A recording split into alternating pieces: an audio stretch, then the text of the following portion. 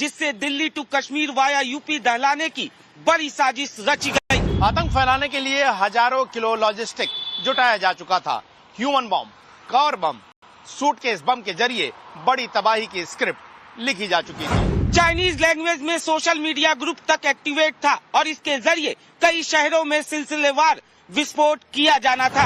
Doctor Umar Al Falah university के जिस कमरे में रहता था उसमें विस्फोटकों की टेस्टिंग होती थी। यहाँ तक कि रूम में टेम्परेचर करने के लिए कई सारे डीप फ्रीजर तक रखे गए थे। लाल किला ब्लास्ट को लेकर जैसे जैसे इन्वेस्टिगेशन आगे बढ़ रही है, व्हाइट कॉलर मॉड्यूल को लेकर सनसनीखेज खुलासे हो रहे हैं। टाइम्स नाउ भारत आपको एक एक अपडेट दे रहा है। लेटेस्ट अपडेट ये है कि डॉक्टर उमर ही इस पूरे मॉड्यूल का सबसे बड़ा मास्टरमाइंड था। वो टेरर G5 यानी 5 लोगों के कोर ग्रुप को लीड करता था। डॉक्टर शाहीन, डॉक्टर मुजम्मिल भी इस ग्रुप के मेंबर थे। आतंकी उमर हिंदी, उर्दू, अंग्रेजी, चाइनीज समेत 9 भाषाओं का जानकार था। दिल्ली ब्लास्ट को लेकर ये सभी चौंकाने वाले खुलासे जैश-ए-मोहम्मद के आतंकियों के कबूलनामे में हुए। ब्लास्ट की जांच कर रही एजेंसियों की इन्वेस्टिगेशन रिपोर्ट में ये एक्सक्लूसिव खुलासे हुए हैं। दिल्ली ब्लास्ट में half prepared IED timer mechanism device का इस्तेमाल हुआ। विस्फोटक में नेल पॉलिश रिमूवर और पिसी हुई चीनी का इस्तेमाल हुआ। जांच एजेंसियों के सूत्रों के मुताबिक लाल किला ब्लास्ट को half prepaid ID timer mechanism device के जरिए अंजाम दिया गया था। विस्फोटक तैयार करने के लिए नेल पॉलिश रिमूवर यानी एसीटोन और पिसी हुई चीनी के भी इस्तेमाल होने की जानकारी सामने आई है। नेल पॉलिश और शुगर या कोई और चीनी की मात्रा क्यों इसमें इस्तेमाल की जाती है, वो भी इसमें वो इग्नाइट करने के लिए, यानी कि ज्यादा आग जिससे पकड़ सके, जल्दी आग जिससे पकड़ सके, तो वो सारी चीजें इसमें इस्तेमाल। मैं उसको इग्नाइट, जैसे मैं बता रहा था, ये कंपोनेंट था इसका, इनिशिएटर या उसको इग्नाइट करने की एक इंग्रेडिएंट्स मैंने बताया था जो 5 इंग्रेडिएंट्स में है, तो वो ये भी हो सकता है। एक्सपर्ट के मुताबिक half prepared ID timer device बहुत ही खतरनाक होता है। ये आधा तैयार मैकेनिज्म होता है, मतलब ये कि उसमें कोई ना कोई चीज मिसिंग है, फिर चाहे स्विच नहीं लगा हो या कोई इनिशिएटर नहीं होगा या पावर सोर्स नहीं होगा। इस तरह से आईडी को मैनमेड तैयार किया जाता है। इस पूरे टेरर मैकेनिज्म की बाकायदा ट्रेनिंग दी जाती है। अभी लेटेस्ट इस केस में एक लेटेस्ट आया है कि half prepared ID mechanism, timer mechanism, यानी ये अगर स्विच नहीं है तो टाइमर भी लगाया जा सकता है। जैसे टाइमर वॉच होती है या टाइमर एक अलग अलग प्रकार से ABCED टाइमर के हिसाब से वो लगाया जाता है। जितना टाइमर आप सेट करेंगे उसी टाइम पर वो ब्लास्ट हो जाएगा। हाफ प्रिपेयर्ड टाइमर में आईडी मैकेनिज्म का मतलब ये है कि वो या तो टाइमर उसमें ठीक से नहीं हुआ है या फिर उसमें स्विच उसका पूरा नहीं है, इसलिए वो हाफ प्रिपेयर्ड की कैटेगरी में वो आ जाता है।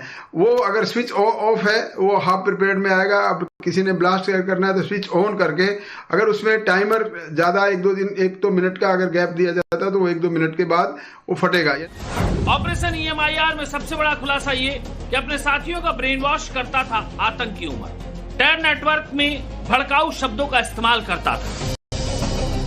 जांच एजेंसियों के सूत्रों के मुताबिक आतंकी डॉक्टर उमर अपनी बातों से ग्रुप और बाकी लोगों के ब्रेन वॉश करता था। आतंकी डॉक्टर उमर कहता था कि दीन का काम है, ये सवाल मुनासिब नहीं, देश का माहौल खराब है, पोलराइजेशन यानी ध्रुवीकरण हो चुका है, जेनोसाइड यानी नरसंहार हो सकता है।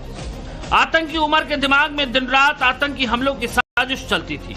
उमर ऐसे ही शब्दों का इस्तेमाल कर अपने नेटवर्क के आतंकियों का ब्रेन वॉश करता था और फिर आतंकी वारदात के लिए उन्हें तैयार करता था।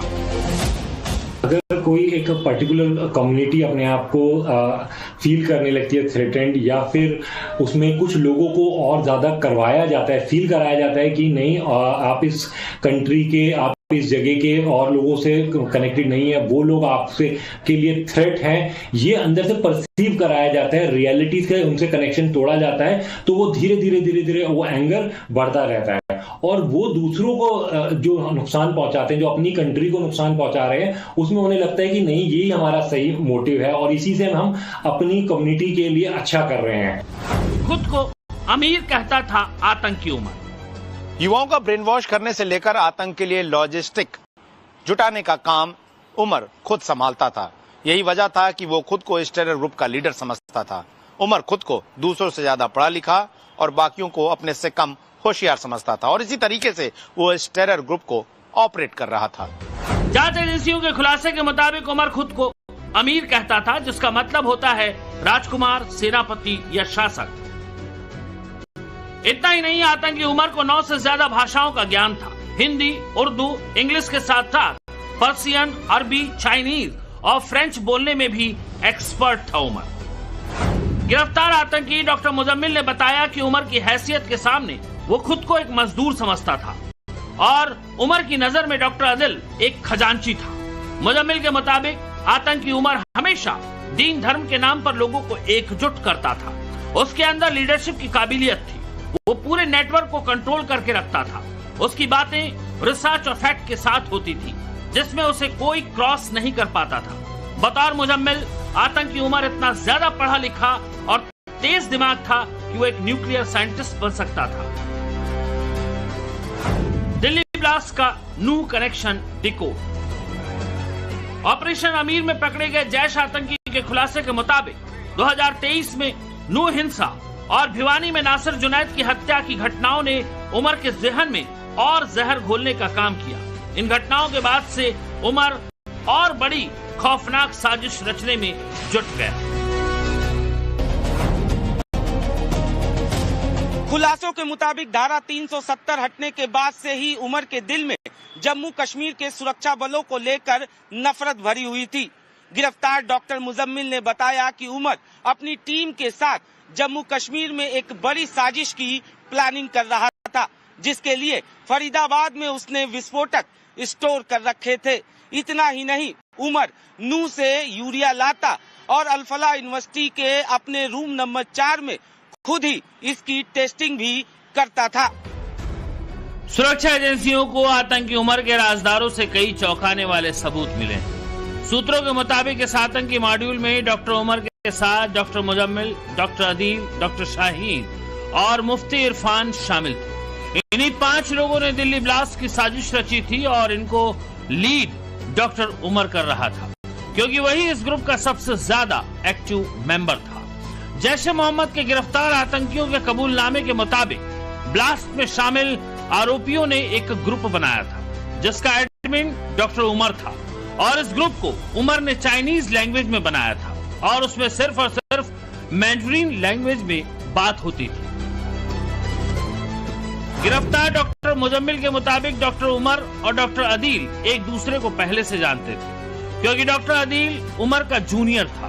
मुजम्मिल खुद डॉक्टर शाहीन से प्यार करता था। दोनों की मुलाकात फरीदाबाद की अल-फलाह यूनिवर्सिटी में हुई थी। बाद में दोनों ने शादी कर ली, जबकि मुफ्ती इरफान और डॉक्टर मुजम्मिल की मुलाकात जम्मू कश्मीर में एक बुजुर्ग महिला की बीमारी का इलाज कराने के दौरान हुई थी। मुफ्ती इरफान आतंकी संगठन अंसार उल हिंद के एक आतंकी हाफिज त्रात्रे के साथ पहले से जुड़ा था, जो साल 2021 में एक एनकाउंटर में मारा गया। बतौर मुजम्मिल, उसने भी 2021 में अंसार गजवत उल हिंद आतंकी संगठन ज्वाइन किया था, लेकिन 2022 में संगठन डीएक्टिवेट हो गया और फिर उसकी इरफान के साथ दोस्ती हो गई। कबूलनामे के मुताबिक दिल्ली ब्लास्ट का ताना बाना रखने वाले 5 आतंकी साल 2022 में पहली बार श्रीनगर में मिले थे और यहीं पर डॉक्टर टेरर मॉड्यूल की नींव रखी गई थी। 2022 में ही इन आतंकियों ने तुफैल नाम के शख्स से AK-47 मंगवाई थी। आतंकी उमर बाबरी मस्जिद से लेकर मुसलमानों के खिलाफ हो रहे अत्याचार की कहानियां सुनाकर सभी को जिहाद के लिए तैयार कर रहा था। जांच में यह भी सामने आया कि इस मॉड्यूल का फंडिंग नेटवर्क पहले से तैयार था। डॉक्टर शाहीन के बैंक खाते से करीब 25 लाख रुपए आतंकी गतिविधियों और तैयारियों पर खर्च किए गए। उमर और मुजम्मिल अफगानिस्तान या सीरिया जाने की प्लानिंग कर चुके थे, जहां वो नेक्स्ट लेवल ट्रेनिंग और जिहादी फ्रंट से जुड़ने की तैयारी में थे। इससे पहले उमर तुर्की जा चुका था, वहीं उसने कुछ हैंडलर्स से मुलाकात की थी। खुलासे के मुताबिक दिल्ली समेत देश के अन्य इलाकों में बड़ी आतंकी हमले की साजिश रची गई थी। 3 साल तक इसकी प्लानिंग की गई। इसके लिए आतंकी उमर और अदील लंबे समय से विस्फोटक जुटा रहे थे। ये वही इको स्पोर्ट्स का परिवार है जिसमें अल्फला में अपने अपने रूम में विस्फोटक स्टोर करना शुरू कर दिया गया। जानकारी के मुताबिक डॉक्टर उमर अपने ही रूम में विस्फोटकों की टेस्टिंग भी करता था। उसी दौरान उसने TATP यानी ट्राई एसीटोन ट्राई पेरोक्साइड भी तैयार करता था, जिसका इस्तेमाल विस्फोटक बनाने में होता था। डॉक्टरी का पेशा और आतंक के सामान से खेलना, उमर इसका एक्सपर्ट बन चुका था। दिमागी तौर पर वो इतना मजबूत था कि उसे मेडिकल बुक हैरिसन ज़बानी याद थी। वो इस किताब को हमेशा साथ रखता था। बतौर मुजम्मिल 2025 में विस्फोटक पूरी तरह से। For more of such videos, do like, share and subscribe to ET Now Swadesh.